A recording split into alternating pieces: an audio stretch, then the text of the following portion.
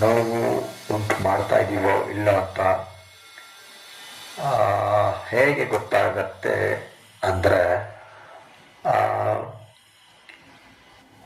ಇನ್ನೊಬ್ಬರು ಅವ್ರಿಗನ್ಸಿದ್ದು ಮಾಡಿದ್ರೆ ನಾವು ಅವರನ್ನ ಏನಂತೀರ, ಬರೀ ನಿನಗನ್ಸಿದ್ದೆ ಮಾಡ್ತಾ ಇದ್ರೆ ನೀನು ಮುಂದೆ ಹೋಗಲ್ಲ.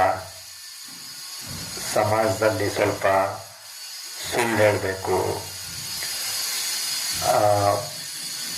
ಇನ್ನೊಬ್ಬರನ್ನ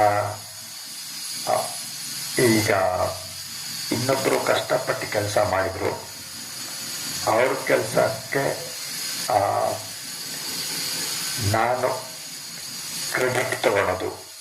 ಈಗ ಅವರು ಒಂದೇನೋ ಒಳ್ಳೆ ಕೆಲಸ ಮಾಡಿರ್ತಾರೆ, ಅದನ್ನು ನಾನು ಹೇಳಿಕೆ ಅವ್ರು ಮಾಡಿದ್ರು, ಇಲ್ಲ ಅಂದರೆ ಬೇರೆ ನಿಮ್ಮದು ಅಲ್ಲದೆ ಇರೋದಕ್ಕೆ ನೀವು ಏನಂತೀರ, ಇನ್ನೊಬ್ರಿಗೆ ಏನು ಬೆಲೆ ಸಿಗಬೇಕು ಅದನ್ನು ನೀವು ತಡಿಬೋದು. ಆದರೆ ಮುಂದೆ ಅವರಿಗೆ ಅವ್ರ ಏನು ಬೆಲೆ ಇದೆಯೋ ಅದು ಅವರಿಗೆ ಸಿಕ್ಕೇ ಸಿಗತ್ತೆ. ನೀವು ಈಗ ಎಲ್ಲ ದುಃಖಕ್ಕೆ ಕಾರಣ ಏನು? ಅತಿ ಆಸೆ. ಆಸೆ ಇರಬೇಕು, ಅತಿ ಆಸೆ ಇರಬಾರ್ದು.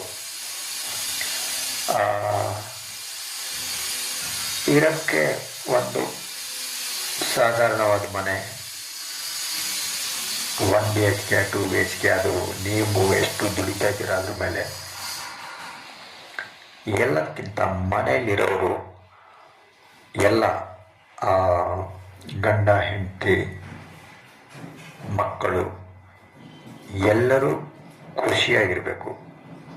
ಅವ್ರಿಗೆ ಅನ್ಸೋದನ್ನು ಗಂಡಗನ್ಸಿದ್ದು